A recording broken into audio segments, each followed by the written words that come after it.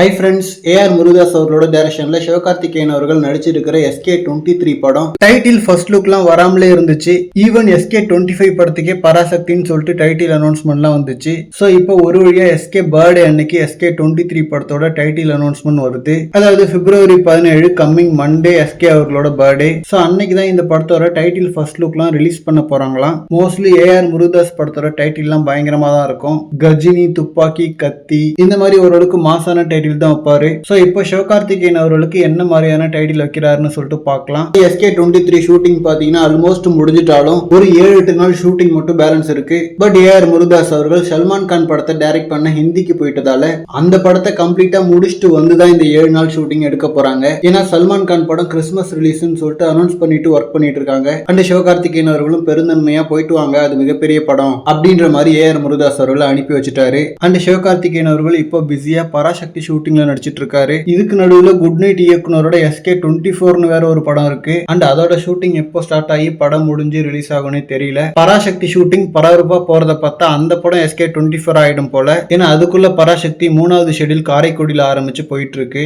And SK23ல இருக்கிற அந்த balance 7-8 நாளுக்காக சிவகார்த்திகேயன் அவர்கள் கொஞ்சம் தாடி வளர்க்கணும் அப்படின்ற மாதிரி சொல்றாங்க. பட் ஆனா இப்ப அவரு பராசக்தி லுக்ல இருக்காரு. சோ அந்த 8 நாள் ஷூட்டிங்கை எப்போ எப்படி ஷூட் பண்ண போறாங்கன்றத வெயிட் பண்ணி பார்க்கலாம். அண்ட் தளபதியோட ஜனநாயகன் படம் 2025 பொங்கலுக்கு வெளியாகிற மாதிரி இருக்கு. சோ அதனால SK23 தீபாவளிக்கு பிளான் பண்றாங்களாம். லாஸ்ட் இயர் தீபாவளிக்கு தான் அமரன் படம் வெளியாகி மிகப்பெரிய ஒரு பிளாக் பஸ்டர் ஆச்சு. சோ அதனால இந்த தீபாவளிக்கும் சிவகார்த்திகேயன் அவர்களோட படம் வந்தா பேக் டு பேக் தீபாவளிக்கு அவரோட படம் வருது. அண்ட் SK23 படம் மூலமா ஏஆர் முருகதாஸ் அவர்களுக்கு ஒரு கம்பேக் கிடைக்குதா அப்படின்றத பார்க்கணும். ஏன்னா கடைசியா அவர் பண்ண படம் தர்பார். சோ அது சரியா போகாததால அதுக்கப்புறம் அவர் படங்களே பண்ணாம கேப் விட்டு இருந்தாரு. சோ இப்போ SK23 மூலமா கம்பேக் கொடுக்குறாரான்னு சொல்லிட்டு பார்க்கலாம். ஓகே ஃப்ரெண்ட்ஸ், இந்த மாதிரி கோலிவுட் பத்தின ஹாட்டான அப்டேட்ஸ்க்கு நம்ம மணி மூவி பஸ் சேனலை சப்ஸ்கிரைப் பண்ணுங்க. தேங்க்யூ.